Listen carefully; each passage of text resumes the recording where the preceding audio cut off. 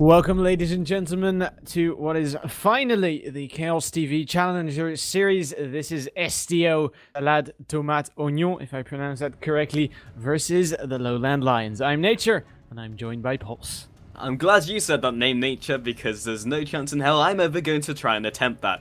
But we are into Champion Select picks and bans. Ziggs and Renekton are already banned out. I will be spectating over stream for the duration of Champion Select, so forgive me as I will be slightly behind you.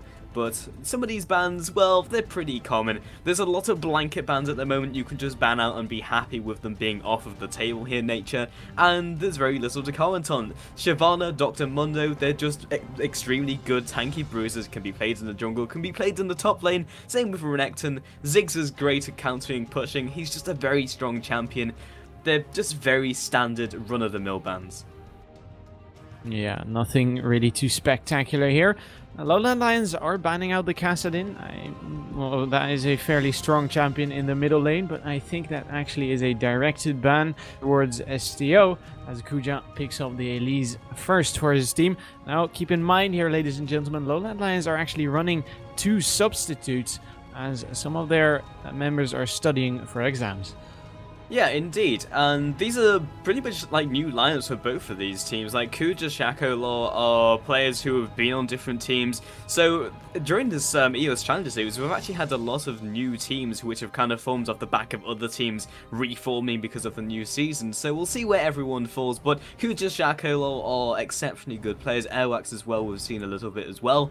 And we'll just see how this one goes. But LowlandLions with their 2 subs, we don't necessarily see LowlandLions go all the way to the end of a tournament in EOS Challenger Series from what we've seen. We'll see if these roster changes, at least for the short term, can do work for them. But as you mentioned, Elise will be the first pickup, which is a fairly safe pickup when it comes up into the jungle.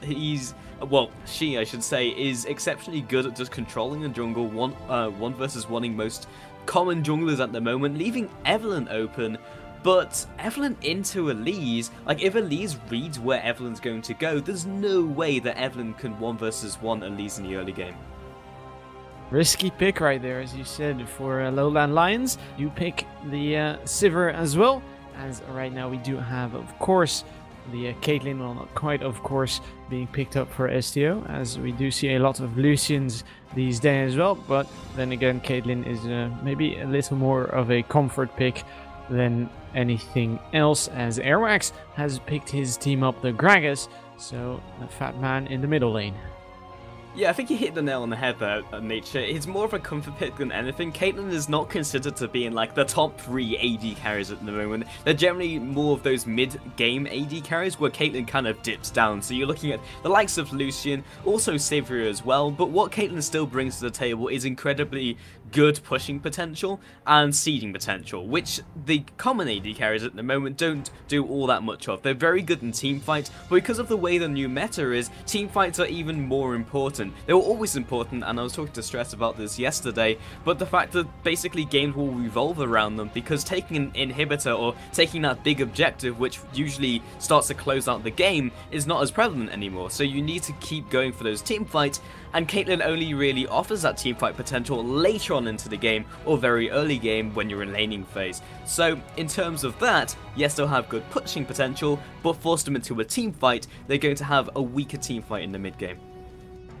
Alright, so right now LowlandLions picking up the Riven, actually, which surprises me a little because we do not see that too much these days, aside from that Riven in the middle lane occasionally. And Crow is looking to pick up the Thresh for their substitute Roldo, as we do have still STO looking to maybe think about their picks a little longer, because of course they really want to react to that Riven. But to be honest, I think it's kind of hard to predict at this point where the Riven is going, because we have seen such a lot of Rivens that go to that middle lane these days, as Yuki is looking to pick up the Orianna. That's true. I mean, the fact that Ziggs has been banned out, and Ziggs is quote-unquote the hard counter to Riven, and with that banned off, there's no way they can pick up against her. Also, Gragas has also been picked up, so Riven is viable in the mid lane or the top lane, and mid lane is also still open for the pickup of STO. So we'll see what they bring out, but Riven is, at this stage, safe as a pick, and already will start kind of to force these lane swap ups.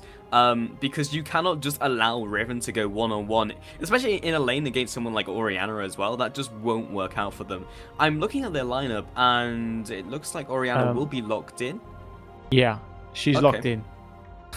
Yeah, so that means that I assume that's Elise support, because that's interesting nature. Do we have any placeholders? I'm going to assume no, because these are all viable champions in the meta, but we're going to have to spend some time analyzing this. Yeah, I'm not too sure what is actually going to happen here. I don't believe I've actually ever seen a Gragas jungle. Or well, I've seen some, but those were not working out quite well, as Kuja switches out and gets the Gragas in the end. So it is indeed going to be an Elise jungle, and I'm not too sure what is actually going to be their support in this lineup, as on the other side we do have Morsu picking up one of his favorite champions, the Kha'Zix. Yeah, indeed. I'm going to spend a little time talking about STO's composition. LowLandLions makes a little more sense. It's more assassin-based, but it's more binary compared to a composition where STO, they have Shaco Law and Orianna, so I'm going to assume that it's going to be Orianna support, which can definitely work. She's got exceptional trading potential just in the middle lane, and then when you just take her outside of that into bot lane, then you've got the shielding potential, the extra armor and magic resist, which is an underrated stat and pretty invisible stat people don't really think about, on top of command protect, and she's got pretty good harassment capabilities. Unconventional supports at the moment are very strong. Her auto attacks ramp up in damage, so we'll see how this one goes. But with Annie being available, I'm not sure whether Orianna is a superior pick to something like Annie. Yeah, so we will be heading into a quick commercial break, but before we do that, we do have to remind you that you can bet on the upcoming Challenger series as well as we play invitational games. So type !bet to get over to that website Esports Venture and place your bets right there. Now we will be heading into a quick commercial break. When we come back, LowLandLions and STO take it out to the Rift.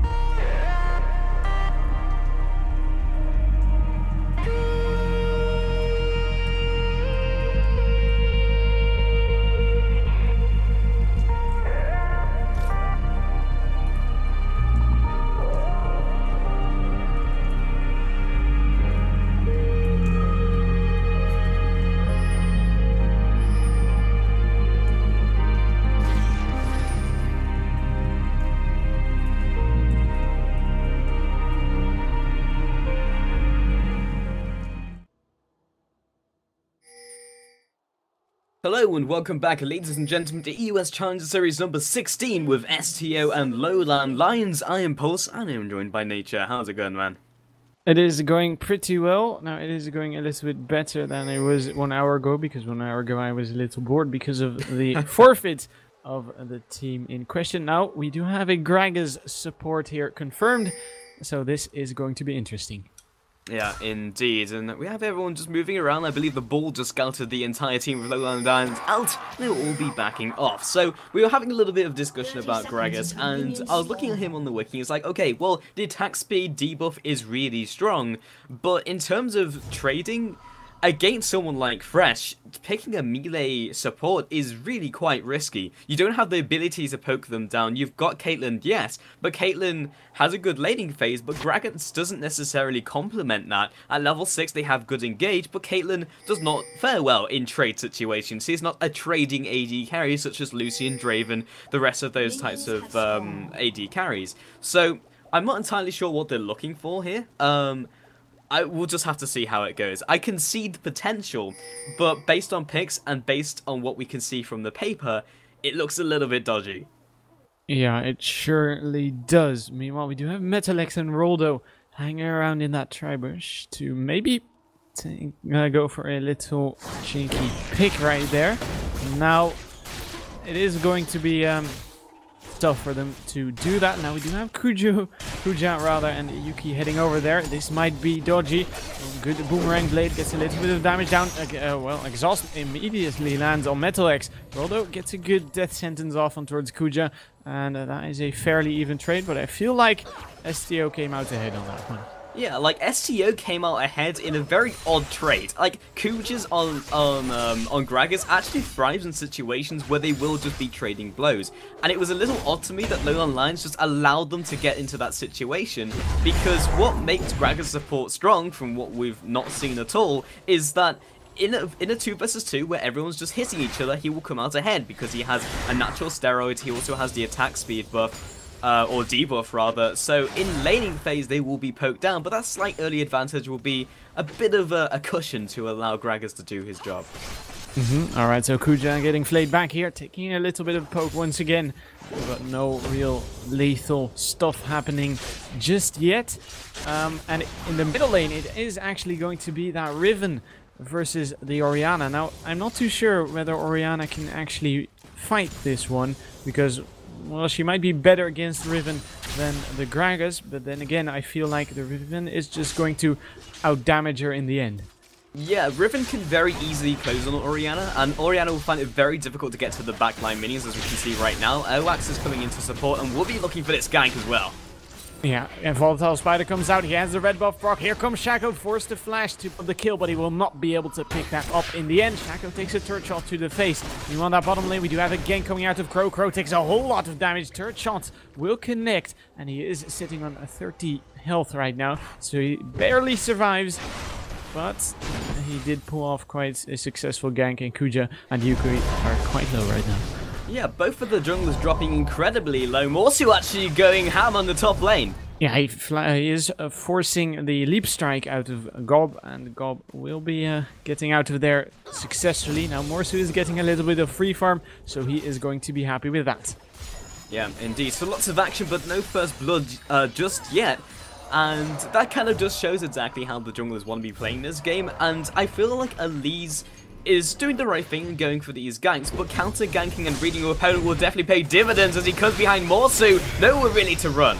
Yeah, Morsu trying to turn this one around, is forced to leap in the end. I don't think he's actually going to be able to get out of here, as we do have the Fangs sinking in. Morsu trying to turn this one around. Can he do it? No, he can't.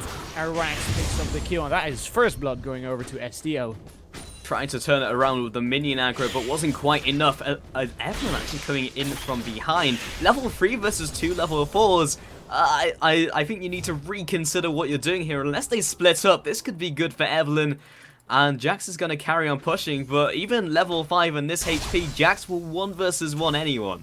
Yeah, Crow is a little bit hesitant here, as he does decide to just defend the turret rather than up straight, or gank up straight, as he will be just defending that turret, as I said, so no real gank happening here. Morsu has returned, so he will be picking up the farm, and Crow will be returning to that jungle. Now, meanwhile, in that bottom lane, nothing really happening quite yet, as we will be keeping our eyes on that, because we are fairly, well, interested in this Gragas support pick and how that is going to work out. And it is working out quite well for them so far, but then again, the game is only 6 minutes in.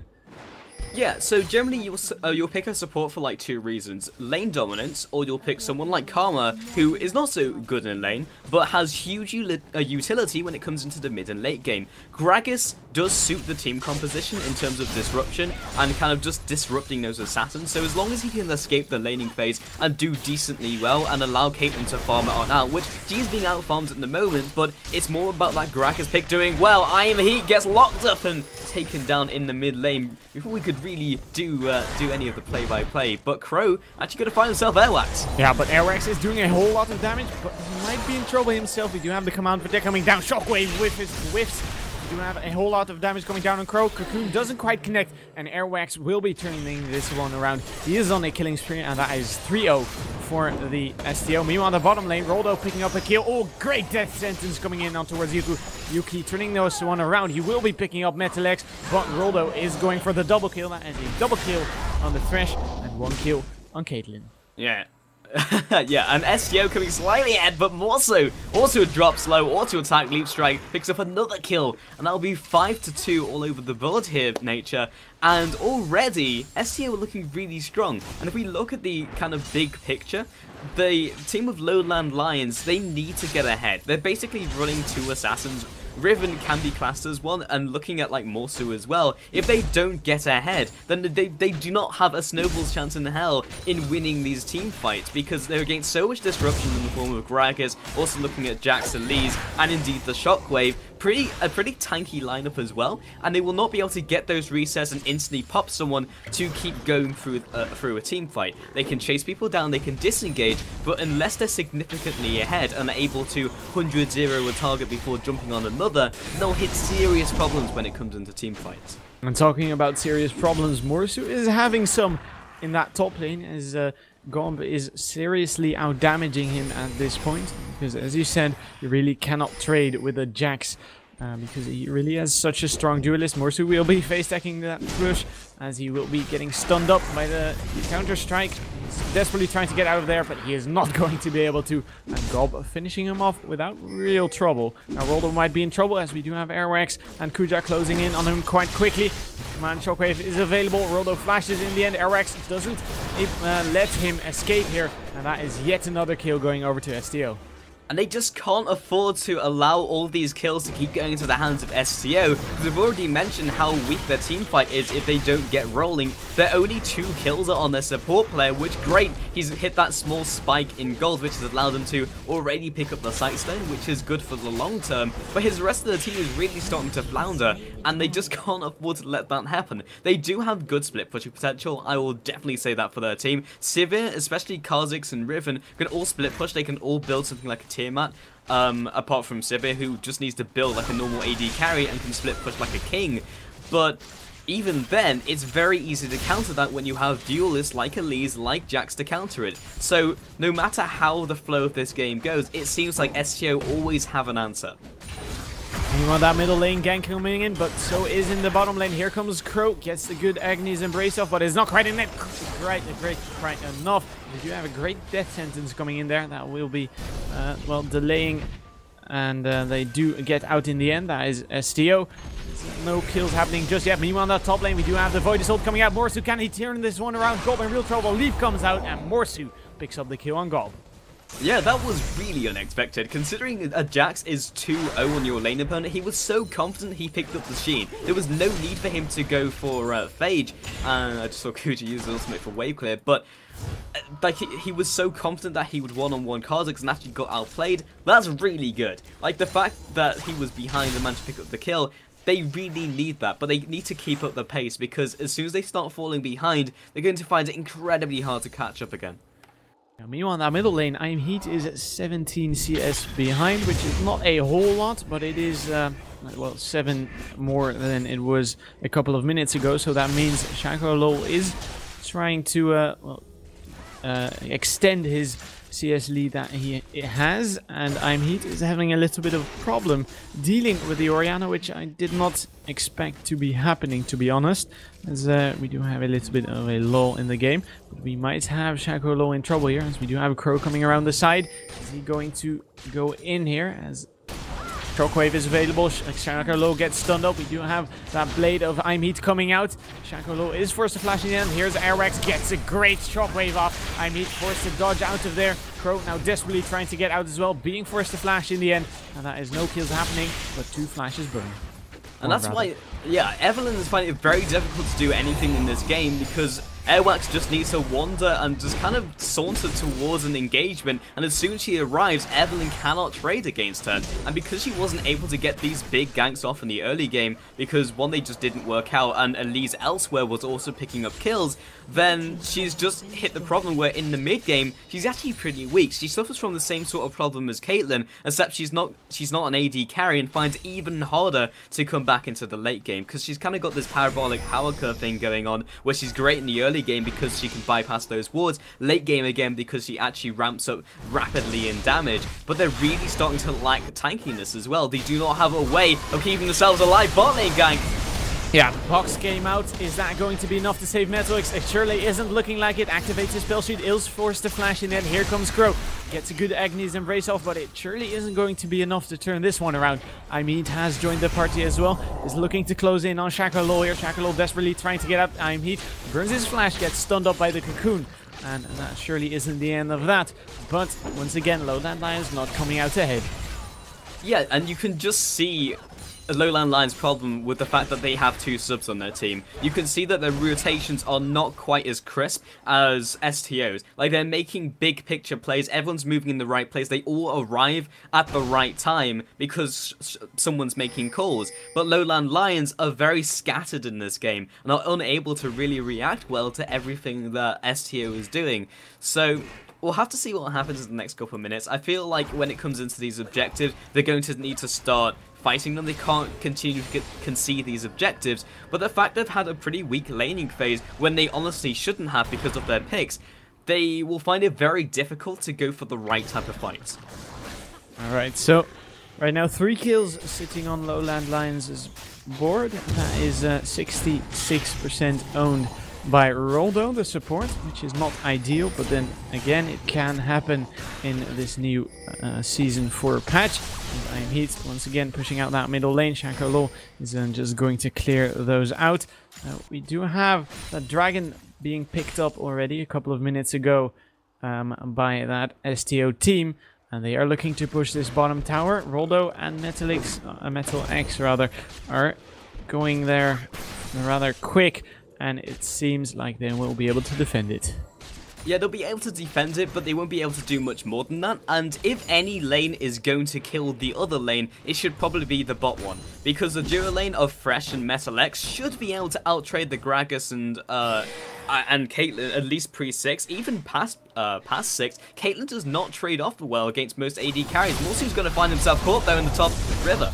Uses the Void Assault, but here comes a good Shockwave. He is desperately trying to get over here. Here is I'm Heat to help him to do so as he gets jumped on by the Leap Strike. I'm Heat, or Morsu rather, is going to get out of there. I'm Heat is as well, but that did allow RO8 to get a little bit of free reign in the jungle of the LowLandLions, as it is looking like they might just be looking for a gank in that bottom lane. Roldo maybe looking for a cheeky little death sentence there, but it isn't looking like they will be able to do so. Yeah, and there's another 10 seconds left on Dragon, but they've got to engage in bot lane. Yeah, Explosive Cask come out, as we do have that Agnes Embrace coming out as well. Boomerang Blade greatly used. We do have the, what was it called again? The Ace in the Hole coming out as well. Crow going down. That is a double kill for Yuki. Now looking for the triple on MetalX. Is it going to be it? Yeah, there you have it. Triple kill for Yuki. STO looking very strong. That was literally worst case scenario as Iron Heat turns the corner. Shaco Lol knows exactly where he's at. Top lane will fall as well. They're just picking advantage all over the map. They knew that they were going to commit at least the jungler to around the dragon area, so everyone was on high alert. 3 versus 2 trades and coming out with a triple kill meant that Airwax didn't even need to go to the bottom lane and can still stay in the top lane for Morsu.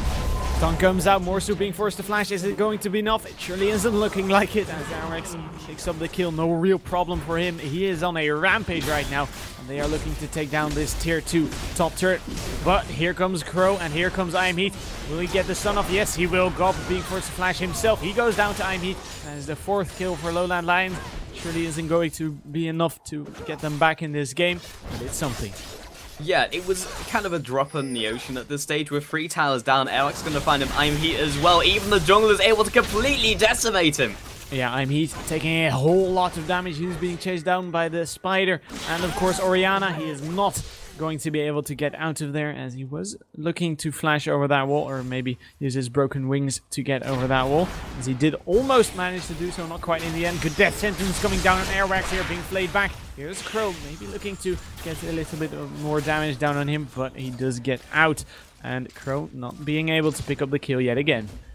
And we're in the stage in the game here, Nature, where you would generally say to yourself, well, one team, which is going to be LowLandLions, either need to stall or make some sort of god play, or go into a lane and try and split push, but they do not have duelists to do so, not itemizing towards that path either. Kha'Zix is not looking towards the Tiamat, neither really is Riven. They're looking just to be stronger duelists, and that I'm not sure of the right itemization choice, because at the moment they're not hitting those big item spikes. Right now Rabadon's F cap has already been picked up by Orianna. Infinity Edge by Caitlyn at 16 minutes is absurd, and they will just not be able to trade against that. Going for more not necessarily unconventional builds, but smarter builds such as Tiamat, being able to push out these waves might just buy them enough time to either push down these turrets or just give them some more wave clear, because apart from Sivir, yes, they can clear these waves very efficiently, but Sivir has to be in the right position, because we've got 2 melee carries in these other lanes. Morsu's going to find himself God, but I don't think he can win this trade. In fact, he can't. They're constantly having to play on the defensive, and as a result, they're going to find it very difficult. They might have to concede this dragon, and they can't afford to lose another player. Yeah, good explosive cast. No, they are looking to finish this one, or they follow this one up on Crow, as I was looking to say. Ooh, Flash being burned by Heat there. He might have been looking for a kill, but he was looking to do that against a team of 4 players on his own, so he will not be able to do so. Now we do have STO starting off this dragon, and I don't think LowLandLions can actually do something about it. Ace in the hole comes out, Roldo not taking a whole lot of damage. They are going in on towards Kuja. Agony's Embrace coming out. Airwax takes a whole lot of damage. 2-man shockwave. That is going to be a double kill. 1 kill being picked up by Yuki. That is 3 kills already. Airwax looking for that 4th kill on towards Crow. Crow desperately trying to juke it out, but here comes a Cocoon. He will be able to do so, and that is, well, one of the only 2 remaining members on the LowLandLions team. And this is exactly what we were saying before, and Morsu was also forced back. They cannot teamfight against this, even on an even playing field, not being 10k behind at 18 minutes. They cannot just trade blow for blow with this team, and they're still having to because they can't concede objectives. They're into this predicament where there is no right answer to it because of how the early game has gone here, Nature. So I just don't see an alpha LowLandLions. They kind of just put themselves into a corner with their picks, and either they get to super late game by somehow stalling this out, but when you have a Caitlyn on the enemy team who's had a pretty good laning phase, Gragas has actually now survived it as well. He's also picked up the Morella Nomicon. He's felt so safe. They're just snowballing ahead in terms of items, in terms of objectives, and just general map pressure. So LowLandLions might just need to start analyzing the next game and what they need to change. Yeah, they certainly need to do that if they want to well, make any chance in getting back in this series. Shaco Lol is standing, facing off against a laughing Heat here in that middle lane, but I don't feel like there's anything to laugh about on the LowLandLions side, as they are going to be picking up the blue buff. One of the well, one of the objectives that they are being allowed by the STO team. Kuja gets a good explosive cast. Meanwhile, on the top lane, you More shooting a whole lot of damage going down to Gob in the end. That is really not a problem for Gob. And as you said, he's becoming, well, maybe too much to handle for LowLandLions at this point. Yeah, there's too many big threats on the board that are just being left unchecked. Airwax has done some exceptional ganks in the early game, and is quite happy just to build tank, picking up the Sork Shoes as well. All he really needs for damage is just magic penetration. We'll start to pick up the Haunting Guys as well, but at the moment, being so incredibly tanky means there's no way they can make that commitment to focus him down, and at the same time, no one has really touched the Jax lane, and he's becoming a monster himself. 3-2-2, 150 CS is okay, but he's already got the Trinity Force itemized perfectly against that mid lane or top lane, and the only feasible way to deal him out is probably Evelyn, and she is having a horrible game as well. They've just cornered themselves with their picks. Yeah, they have indeed. Now, meanwhile, that bottom inner turret falling, that is the 5th turret falling in favor of STO, and they really aren't looking to stop here. Yuki getting a little bit of damage down on Metalex. Ace and O comes out. That is not going to be enough to finish him off. That is going to be enough to force him back. Low getting caught by the death sentence box coming out. He's desperately trying to finish off Gob here, but he is way too tanky. Great shockwave will pull into. Now Airwax stunning up Imit. Morsu being forced to jump out. Crow taken down for the double kill as Imit is desperately trying to get out, but it is not looking to be enough, as that is 3-4-0, and that is 3-4-1 rather, and that is not what LowLandLions wanted. Yeah, actually Yuki just jumps back into the turret, but he's trading off against Metalex. Yeah, ooh, wow, great double kill right there coming out of Morsu just by jumping on 2 of those guys, and one kill picked up by Morsu rather, and 1 by Metalex, so that is maybe a little bit of a consolidation price right there for LowLandLions, as he is looking to try and finish off Yuka here, Kuija rather, but it is really not going to be enough, or is it? Oh, yes, it is. And that is the turret doing work for Morsu there. Yeah, but that was definitely the support trading off well against one of their assassins, which is not what you want from your top laner. He should have been farming all game, and especially when the support has had a pretty good lane phase as well. So 22-8. There's very little that LowLandLions can do at that point. The only reason they came off well in that last team fight was because of STO getting a little overconfident. They made this huge brute force play, and then it was a great counter play by Morsu, but in the future they just won't let that happen. It's very easy for STO to salvage and just make the right call in the future.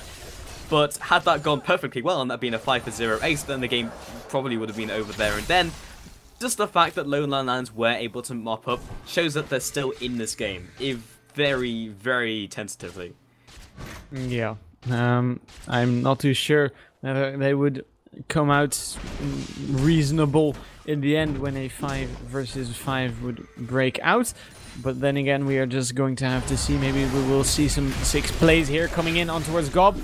Is looking to stun up Crow. Crow taking a whole lot of damage. Morsu desperately trying to finish off Gob here as he is picking up the Crow, as that is going to be the double kill for Gob. You really cannot fight him at this point, and in the meantime they are sieging this inhibitor turret.